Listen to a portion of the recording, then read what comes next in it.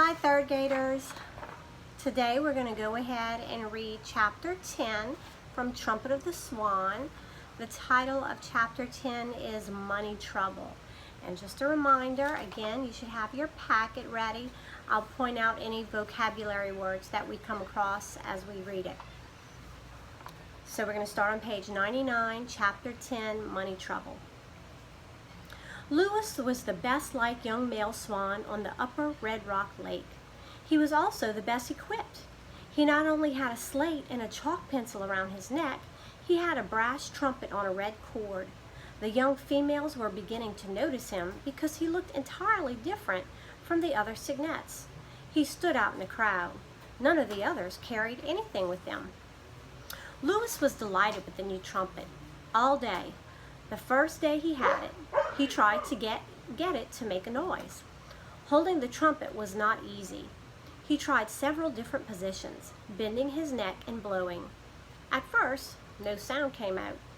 He blew harder and harder, puffing out his cheeks and getting red in the face. This is going to be tough, he thought.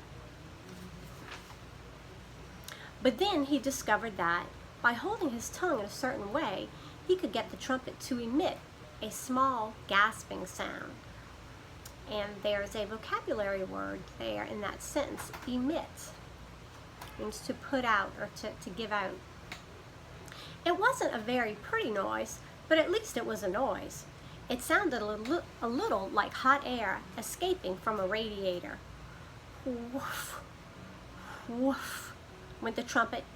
Lewis kept at it. Finally, on the second day of trying, he got it to play a note, a clear note. Caw, went the trumpet. Lewis's heart skipped a beat when he heard it. A duck swimming nearby stopped to listen. Caw, caw, ee-oh, went the trumpet. It will take time, thought Lewis. I'm not going to become a trumpeter in a day, that's for sure. But Rome wasn't built in a day, and I'm going to learn to blow this horn if it takes me all summer. Lewis had other problems besides learning the trumpet. For one thing, he knew that his trumpet wasn't paid for. It had been stolen. He didn't like that at all. For another thing, Serena, the swan he was in love with, had gone away. She had left the lakes with several other young swans and had flown north to the Snake River. Lewis was afraid he might never see her again, so he found himself with a broken heart, a stolen trumpet, and no one to give him any lessons. Whenever Lewis was in trouble, his thoughts turned to Sam Beaver. Sam had helped him before. Perhaps he could help him again. Besides, springtime was making him restless. He felt an urge to leave the lakes and fly somewhere. So he took off one morning and headed straight for the Bar Nothing Ranch in the sweet grass country where Sam lived. Flying was not as easy as it once had been.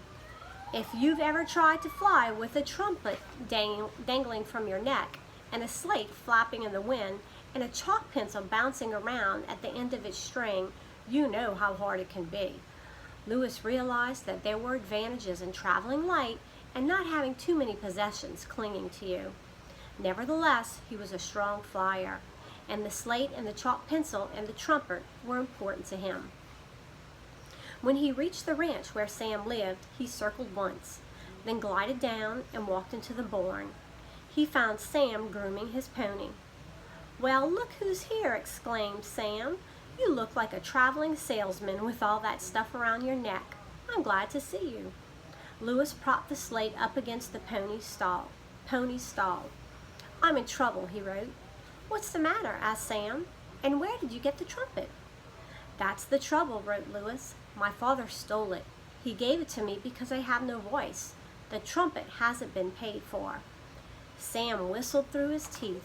Then he led the pony into his stall, tied him, came out, and sat down on a bale of hay. For a while, he just stared at the bird. Finally, he said, "You've got a money problem." "But that's not unusual. Almost everybody has a money problem. What you need is a job. Then you can save your earnings, and when you get enough money saved up, your father can pay back the man he stole the trumpet from. Can you actually play that thing?" Lewis nodded. He raised the trumpet to his beak. said the trumpet. The pony jumped. Hey, said Sam, that's pretty good. Do you know any other notes? Louis shook his head. I've got an idea, said Sam. I have a job this summer as a junior counselor at a boys' camp in Ontario.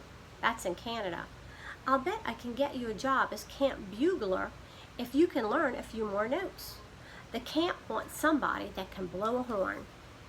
The idea is you blow a lot of loud, fast notes in the early morning to wake the boys up. That's called reveille. Then you blow some other notes to call the campers to their meals. That's called the mess call. Then at night, when everybody's in bed and the light has faded from the sky and the lake is calm and the mosquitoes are busy in the tents biting the boys and the boys are getting sleepy in their beds, you blow some other notes, very soft and sweet and sad. That's called taps. Do you want to go to camp with me and try it? I'll try anything, wrote Louis. I am desperate for money. Sam chuckled.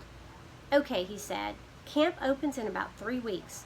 That'll give you time to learn the bugle calls. I'll give you a music book that tells what the notes are. And Sam did. He found a book of trumpet calls, such as they used in the army. He read the instructions to Louis. Stand erect. Always hold the trumpet straight from the body. Do not point it down toward the ground, as this position cramps the lungs and gives the performer a very poor appearance. The instrument should be cleaned once a week to remove the spit. Every afternoon, when the guests on Mr. Beaver's ranch had gone off on pack trips in the hills, Louis practiced the calls. Pretty soon, he could play reveille, mess call, and taps. He particularly liked the sound of taps. Louis was musically inclined and was eager to become a really good trumpeter. A trumpeter Swan, he thought, should blow a good trumpet. He liked the idea of getting a job, too, and earning money. He was just the right age for going to work. He was almost 2 years old. On the night before they were to leave for camp, Sam packed all his camping things in a duffel bag. He packed sneakers and moccasins. He packed jerseys that said Camp Kookooskoos on the front. He rolled his camera in a towel and packed that. He packed his fishing rod, his toothbrush, his comb and brush, his sweater, his poncho, and his tennis racket. He packed a pad and pencils and postage stamps and a first aid kit and a book that told how to identify birds. Before he went to bed, he opened his diary and wrote, Tomorrow is the last day of June. Pop is going to drive Louis and me to Camp Kookooskoos. I bet it will be the only boys' camp in the world that has a trumpeter Swan for the camp bugler. I like having a job. I wish I knew what I was going to be when I am a man. Why does a dog always stretch when he wakes up? Sam closed his diary, shoved it into the duffel bag with the rest of his stuff, got into bed, turned out the light, and lay there wondering why a dog always stretches when it wakes up. In 2 minutes, he was asleep. Louis, out in the barn, had gone to sleep long ago. Bright and early next morning, Louis arranged his slate and his chalk pencil and his trumpet neatly around his neck and climbed into the back seat of Mr. Beaver's car. The car was a convertible, so Mr. Beaver put the top down. Sam got in front with his father. Louis stood tall and white and handsome in the back seat. Mrs. Beaver kissed Sam goodbye. She told him to be a good boy and to take care of himself and not to drown in the lake and not to get into fights with other boys and not to go out into the rain and get sopping wet and then sit around in the chilly air without putting a sweater on, not to get lost in the woods, not to eat too much candy and drink too much pop, not to forget to write letters home every few days, and not to go out in a canoe when it was windy on the lake. Sam promised. Okay, cried Mr. Beaver, off we go to Ontario, beneath the open sky. He started the car and tooted the horn. Goodbye, Mom, called Sam. Goodbye, son, called his mother. The car sped away toward the big main gate of the ranch. Just as it was disappearing from view, Louis turned around in his seat and put his trumpet to his mouth. Ka-ho, he blew. Ka-ho, ka-ho. The sound carried, a wild, clear, stirring call. Everybody back at the ranch heard it and was thrilled by the sound of the trumpet. It was like no other sound they had ever heard. It reminded them of all the wild and wonderful things and places they had ever known, sunsets and moonrises and mountain peaks and valleys and lonely streams and deep woods. "Coho, coho, coho," called Louis. The sound of the trumpet died away.